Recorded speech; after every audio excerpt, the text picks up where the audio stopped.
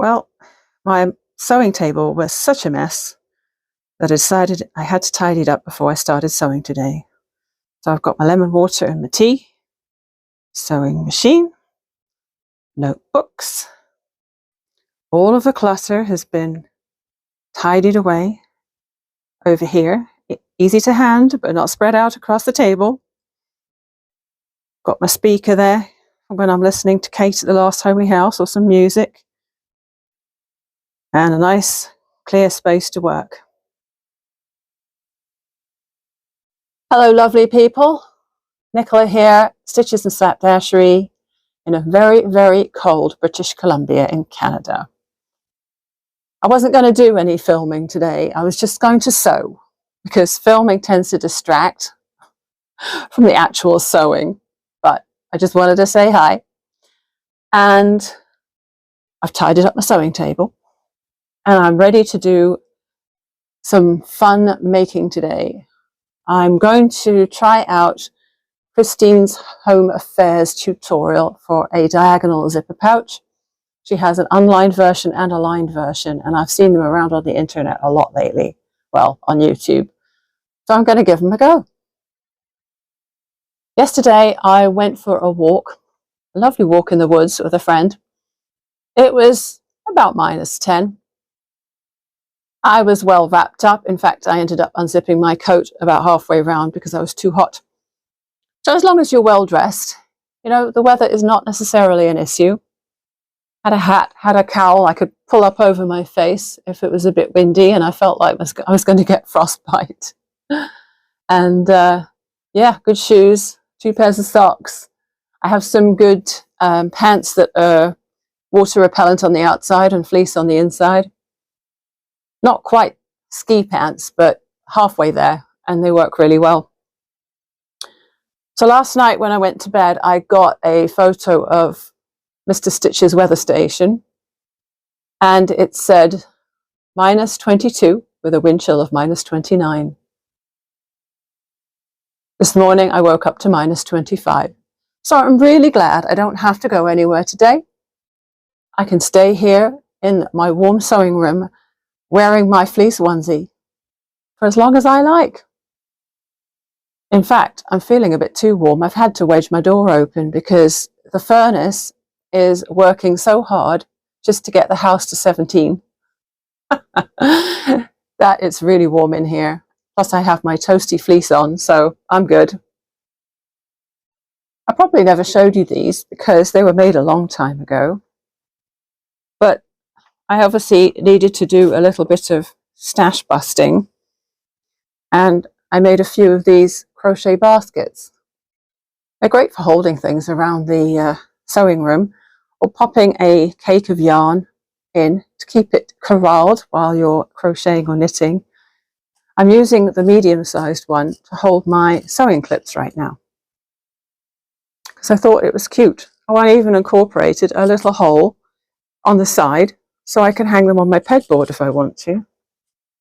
And then I made a little itty-bitty one as well. Yep, that one has a hole as well.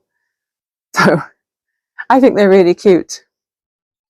Looking at them, I now want to make hundreds more, but you know, got to focus on the sewing right now. Here's the funny thing.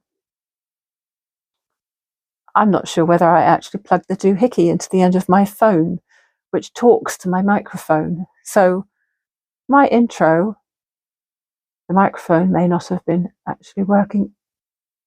It might have just been me projecting to the phone. I won't really know till I edit it. I can always put the volume up on it. Well, I think that was a successful few hours of sewing. It was certainly a learning curve. These diagonal zipper pouches seem to be all the rage right now. Oh, does that date me? All the rage? Does a bit, doesn't it? Christine's Home Affairs has 2 versions, unlined and lined. With vinyl, you don't really need to line it. So this was my first attempt. I made this part far too shallow. It should really, I think, come down further because it would look better. The vinyl is quite a good choice. It has almost a soft, fluffy lining to it, or backing. And so the vinyl itself isn't a problem. Now, these were dictated by the size of the remnant. I didn't have much of this, but with hindsight, definitely needed a steeper angle on the zipper. And this bulky tab here,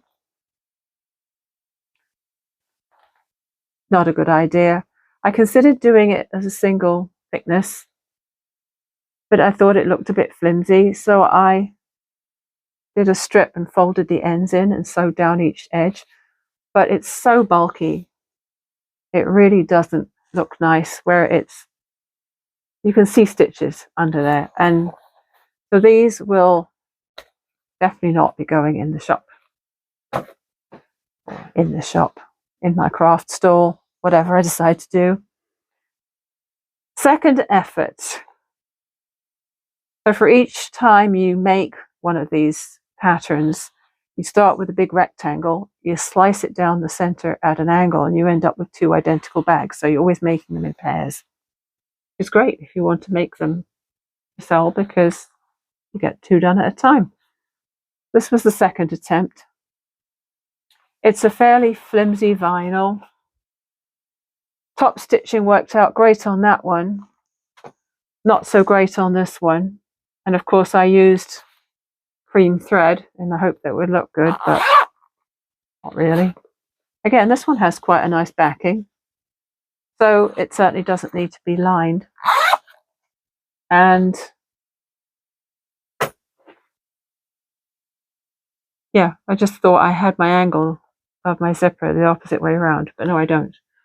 So when I am cutting my diagonals for this, I have the wrong side of the fabric facing up. If you wanted to have a zipper that went the other way, like a left-handed zipper almost, you could just have the right side of the fabric facing up, and it would turn out the other direction. It's quite a soft vinyl. It's got quite a nice feel to it, plus a bit of texture. But yeah, aesthetically, I prefer quilt cotton. And so my third ones are quilt cotton. And I have to say, I'm really happy with these. They're very pretty. I used this Blooming Ocean quilt cotton and used pink thread and a yellow zipper. And before I did anything, I put the top fabric and the batting together and quilted in the diagonal lines.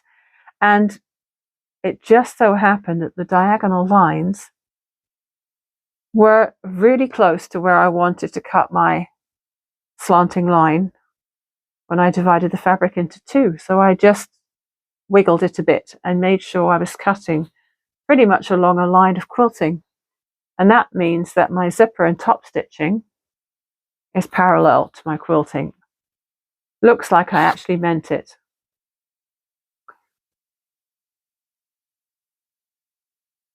There was a couple of places where I had hiccups. I mean, Christine's videos are really good to follow, but I tend to switch them off and think, oh, I know what to do next.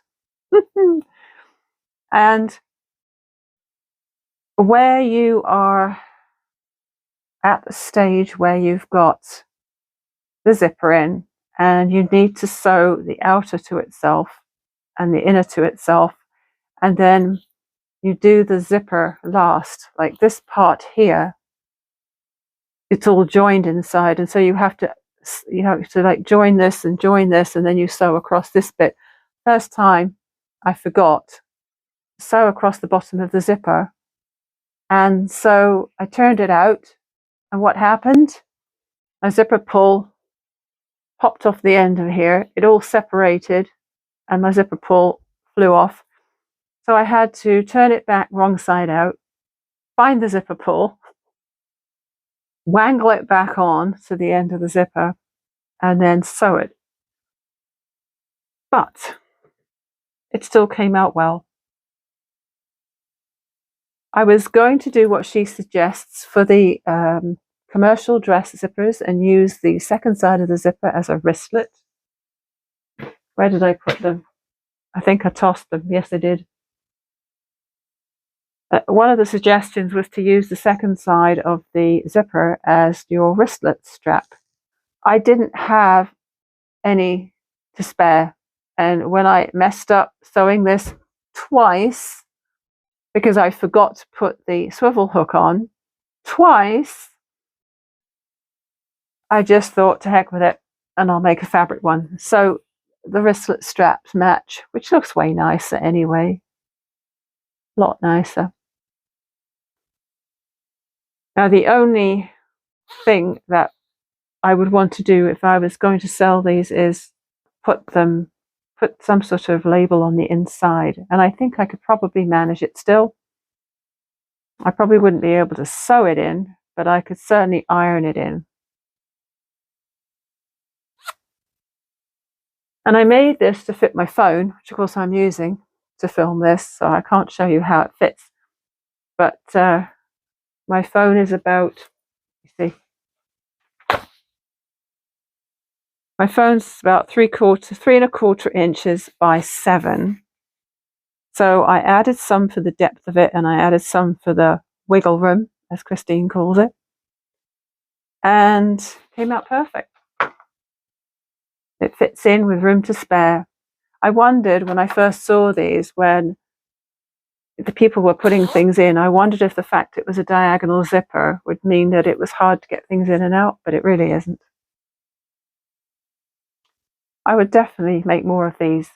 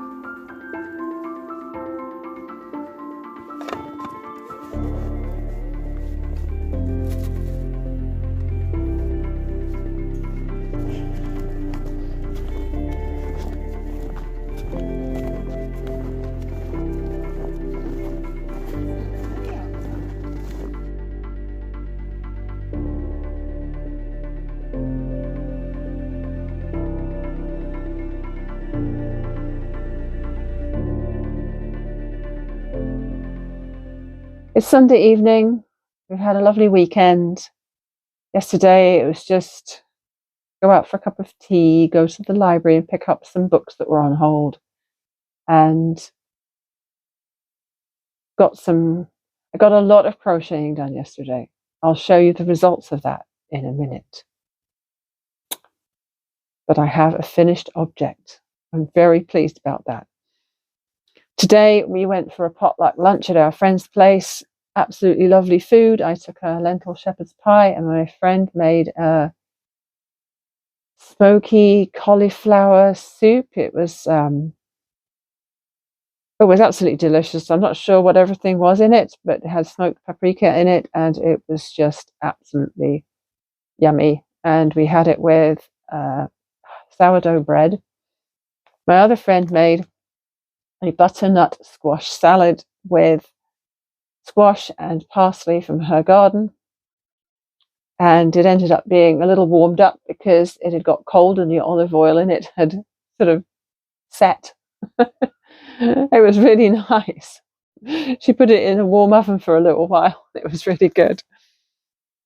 And we didn't have dessert. Just for once, we didn't have dessert. We just kept to savoury stuff today, and it was yummy.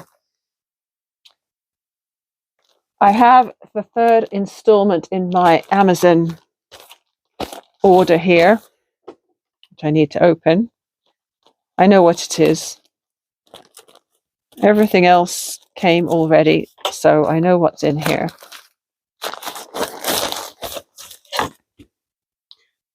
Fusible cotton fabric sheets. Both the same. Light fabric. Well, they look like they went through the grinder, didn't they? They're a little bit battered looking, but there's only, these are not cheap. 3 sheets. Trying to remember how much I paid for them. But yeah, they were not cheap. Got them from Amazon, June Taylor. And what you do is you just pop them in your printer and then print what you need, fuse it onto your fabric like it was fusible interfacing. And what I'm going to do is I've already gone to Ravelry.com, and on there you can, for free, set yourself up an account and you can design labels. And I've just put the Stitches and Slapdashery name on there. I'm not putting a logo on my iron-on labels.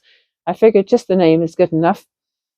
And you set it to print like a whole page of labels, like 3 columns.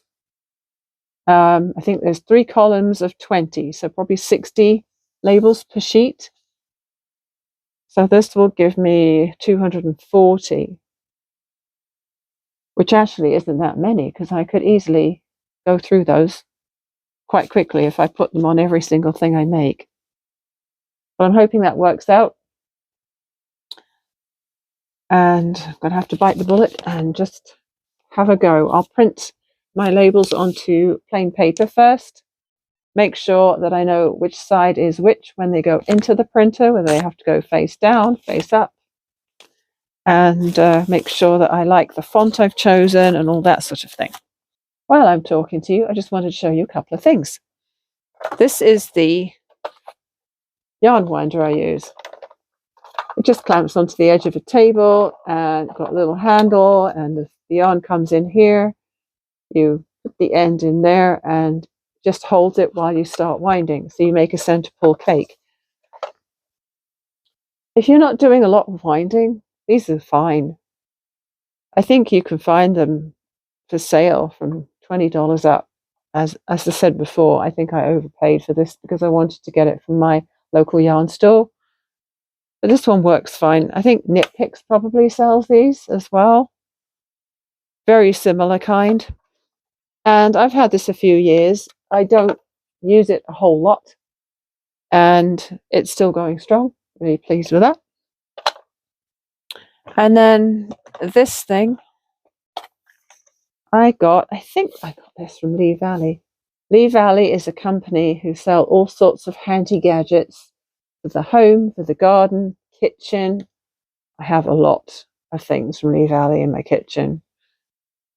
They're good quality tools. They're often things you won't find anywhere else. And this is a digital scale. I've had a digital scale before, but it needed a battery. This doesn't need a battery. What is cool about this is you just wind the knob. It gives you enough charge just to do a little bit of weighing. Because it's so simple, hopefully it will never fail me. But what I like to use it for is weighing yarn or projects, because I love to keep my Ravelry project pages up to date. And I like to put in how much yarn I've used for something. And if you've used partial skeins, it's good to know what you have left. Yes, I just checked it. It weighs grams, ounces, milk and water.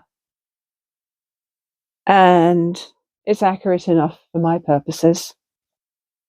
And I really like that. No sponsorship there whatsoever. So let's have a quick look at this scarf. Mr. Stitch's Adventure Scarf. I'm up to January 13th on my rounds. So I do have another day to add to this. I just haven't done today's, but that's okay. I've included his speech pathologist appointment from the 12th. And because I didn't have a specific colour for that, but because mostly what they seemed to be talking about and telling him about for all the delightful effects that radiation can have when you are getting your head and neck irradiated. So I've used the radiation color, which is green, but I used it with yarn over knit two together across the row.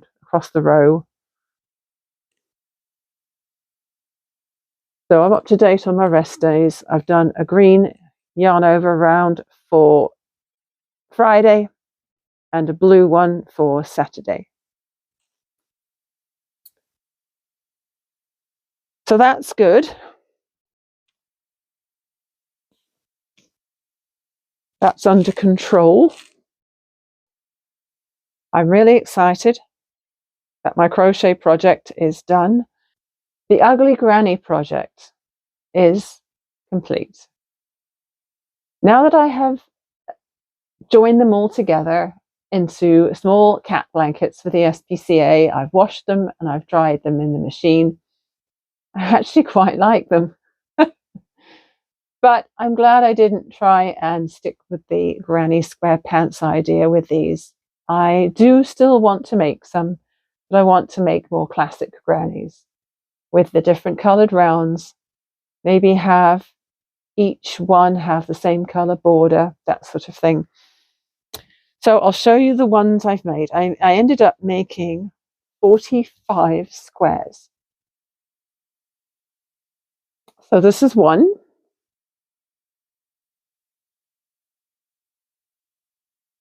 That was where I mostly tried to group the yellow ones, and I used yellow to join them. I single crocheted all the squares together, and I also single crocheted around the outside after that. This one was mostly green, but with a couple of outliers.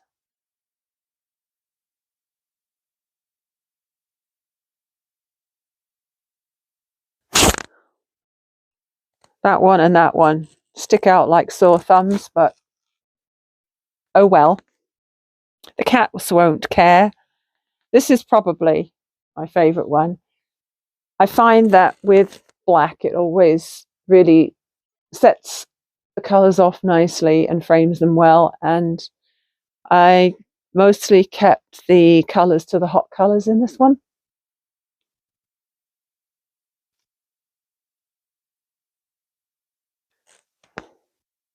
So that one's not too horrible. This one is soft colours.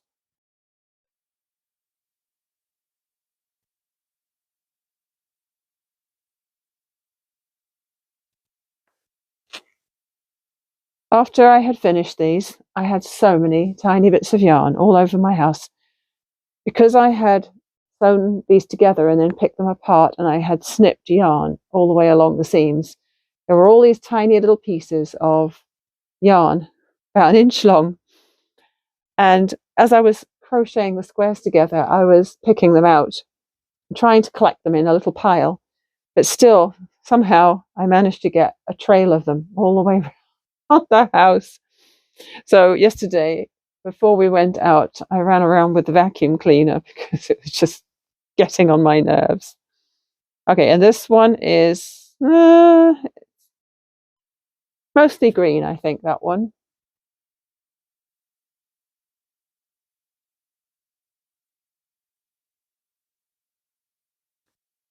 So I think they're about 22 inches square. Let me just check that. Each little blanket's about 23 inches square. I think that's a good size for a cat at the SPCA. They're normally in little cages, except when they're let out during the daytime, but at night I think they put them in their cages.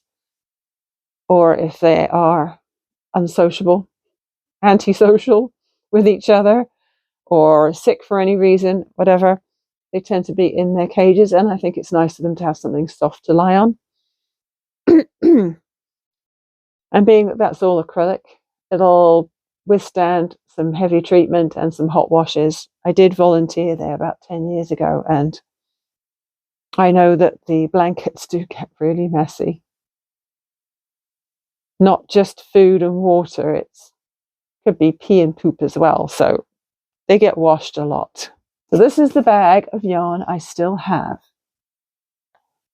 Those blankets took about 1,200 grams of my DK stash, and I still have about 1,700 grams of it left. It all fits in that one big clear tote now. So I think I'm just going to put that aside and ignore it for a while and focus on my sewing. I've still got the crochet shawl on the go, and I've got the knitted scarf. So I've got a one crochet project and one knitted project on the go, and I need to focus on stuff for craft markets now. I have a huge long list written up there on my whiteboard of things I still need to get done, and I need to get over the hurdle of thinking about them and actually do them. So that's next on the to-do list. It's Monday. Just taking a little brain break from the sewing. I have been playing with fabric and labels and my new square. I got the little white square thing out of its box today, the thing that people can pay with their chip cards or their Google Pay or their contactless, like debit card. And so it's charging up, and I opened up the app again, got it linked to my phone and my bank account. So everything is done on that thing. I am crossing that off my to-do list. That felt great. The other thing I needed to do was get the labels sorted.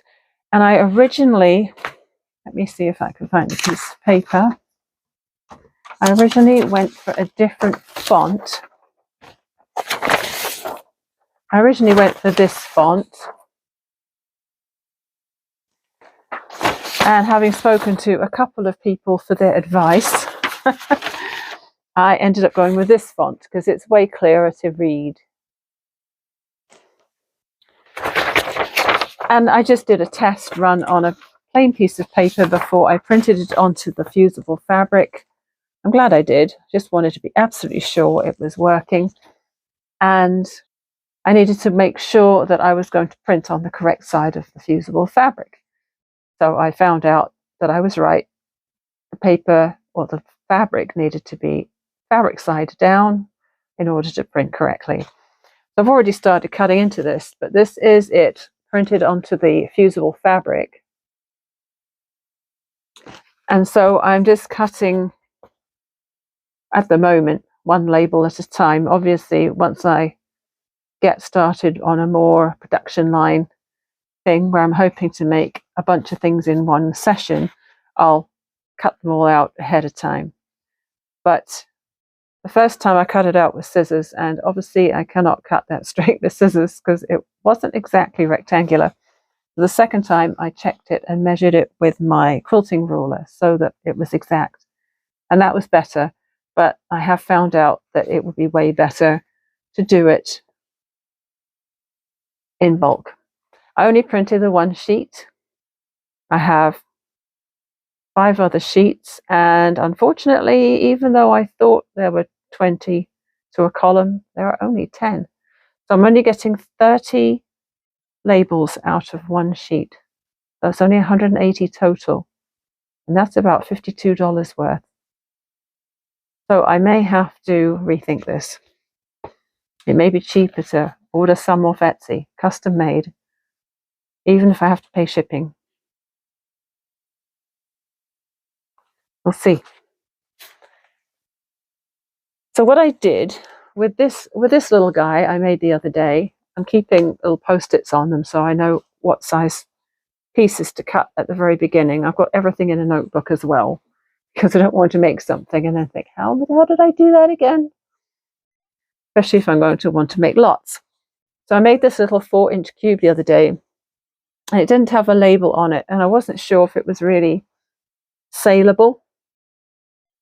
The grommet wasn't perfect because I had failed to put the concave side of the washer towards the grommet. I had it the other way around. However, I did add a label to it and I zigzagged it, which I wasn't 100% happy with. I did a little practice run.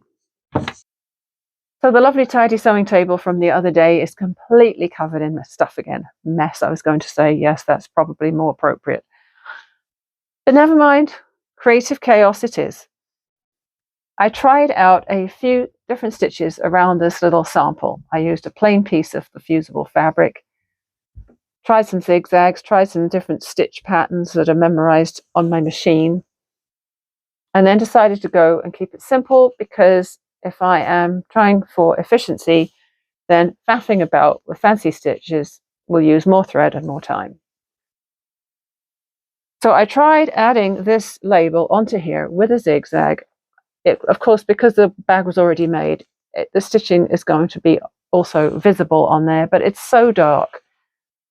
Like, you'd be hard pressed to see it, really, because it's such a dark blue thread right on the dark blue denim that you can't really tell. And then for the second bag, I made a 6-inch version. A friend of mine said they have a really big yarn ball that needs a 6-inch bag. And so I thought, okay, I'll make a bigger one. Some people might want a bigger bucket. I made a 6-inch one.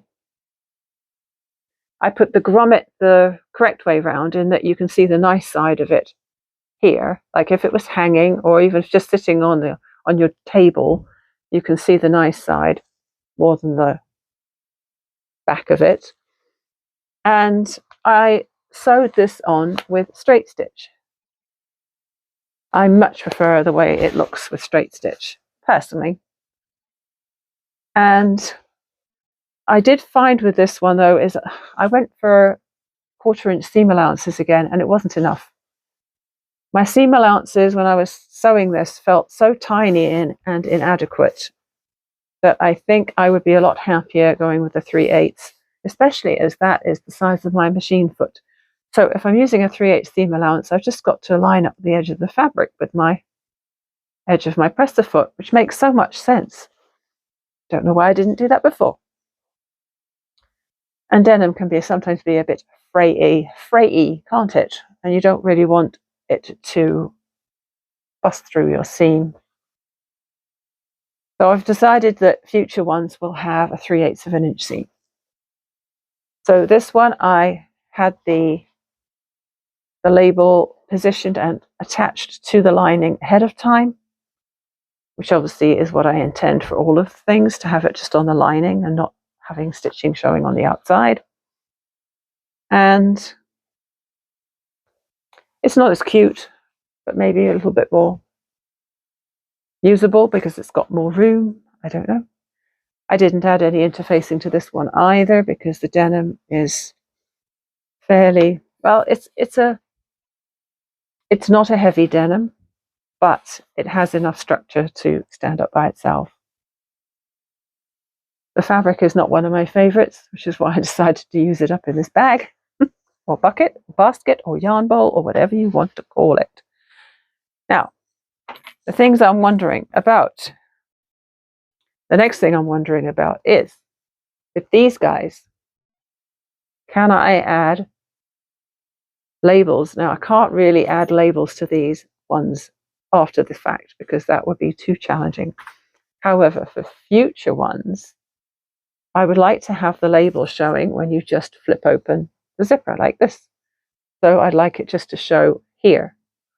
Now, because of the way this bag is constructed, the top edge is a diagonal, and it could be tricky lining up the labels so it is actually parallel with the top of the bag once it's finished. But I think as long as I focus on, oh well, this is where the little D-ring tab is going, and as long as the label is lined up with that inside, I think I'll be okay. I could try just ironing a couple of labels into these. Another thing I thought of was maybe having it down here at the back on the outside, and then I thought, no, it's just a white label. No. If it was one of those nice sew-in ones from Etsy or something, I could have it sticking out of the seam, and that would probably look okay. But mine is a pretty utilitarian version of a label. So I think I will try putting it where I said first. I have 7 more of these D-ring and swivel hook sets that I bought from my friend. She got a whole job lot of them, and so I bought some from her. And I bought 10 and I paid her 50 cents for each set, which is way cheaper than I can get them locally. But I may have to order some for myself.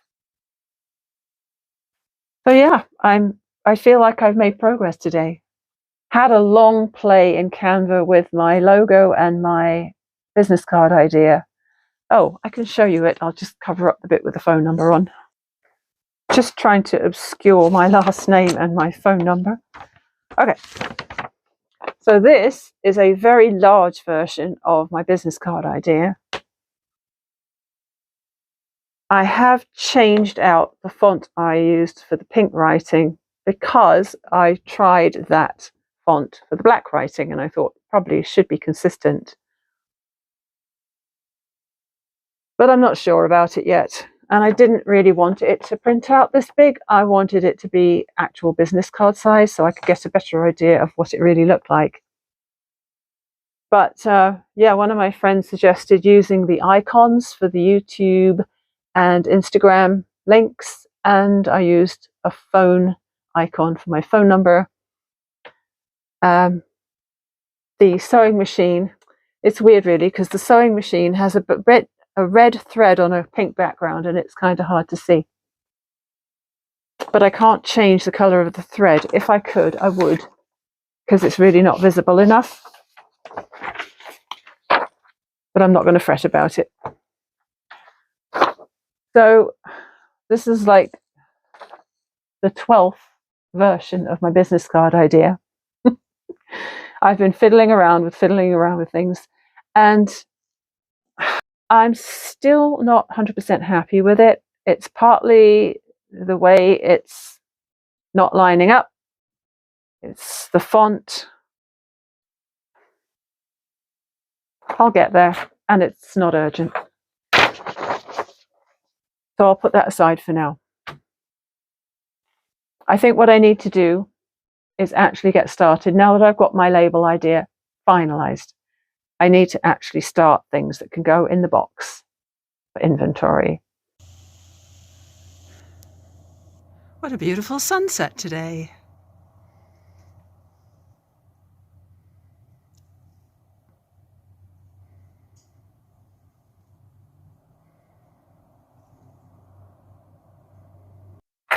I managed to add labels to these ones that I made before by just ironing them into the inside. They don't look anywhere near as nice without the stitching on, but at least now they've got my name on there.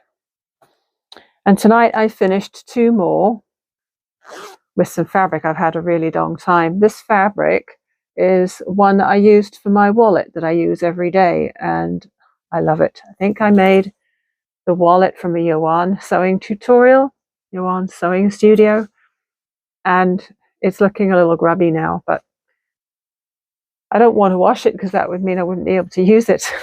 What would I do if I didn't have it in my wallet? Just pulling a corner out there. Anyway, so I think they came out rather well. It felt like I was making them all afresh again because I'd basically forgotten a lot of what I did the other day. Took me ages to figure out what I was supposed to be doing with my seam allowance. I could not remember whether I had done a 1/4 of an inch seam allowance or a 3/8 on here. As it turned out, I had done a 3/8, and luckily that's what I was using on here, except for the time when I wasn't. What I did was use the zipper foot to put the zippers in, and then decided that would be a good time to position the labels on the inside. Ooh, I don't think I showed you that. So the labels on the inside, they're just right there. And of course, that's a little bit tricky because the top of the piece that you cut has a diagonal edge to it. So I had to fold it all down, figure out where my little tab was going to go and my label. And I tried to get them to fairly well line up. That's good grammar, isn't it? I managed to get them to line up fairly well. And I just straight stitched around them with the cream thread. I sewed the zipper in, changed my zipper foot over to my walking foot so I could do the stitching of the label, went back, did the top stitching with my walking foot, which meant I wanted to scooch my needle over a little to the right so it wasn't too far away from the zipper. And then when it came to sewing the seams, I forgot to scooch it back to the middle. Oh well, I had only done one exterior on one pouch, and I was just about starting to sew the lining, and I thought, seam allowance looks a bit wide. Why does that look like it's too wide? And then I realized. So right now, these are not going to make me much money because they use expensive quilting cotton, they use batting, they use more expensive quilting cotton on the inside. Admittedly, it's stuff I've had in my stash for a while, but there's still a cost to that. They use hardware, the D-rings and the swivel clips. There's quite a bit of faffing, especially when I forget what I'm supposed to be doing. So there's quite a bit of time involved. Oh, not to forget that I quilted the exterior to the batting first, so that's extra time. But probably a couple of hours to make 2 bags. And if I sold them for, say, $25 each, I'm not making a lot of money on that. But they're cute. And I think I've realized now that if I'm going to make things to sell, I'm going to have to make a bunch of the same thing all in one go. Because if I jump around from one thing to another, my brain is going to get confused and I'm going to make mistakes. So what I need to do now is anytime I have my sewing sessions, I should just make a bunch more of these. I only have, I think, 5 more of these sets of hardware, but I might be able to convince my friend to sell me some more.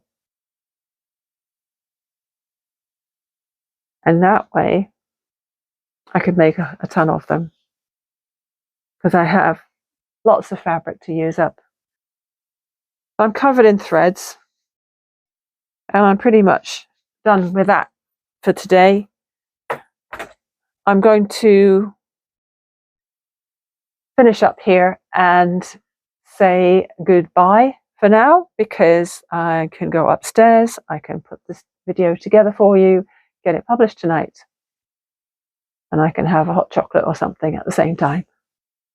My husband won't complain if I make him one too. Once again, thanks for watching. Thanks for watching all the way to the end.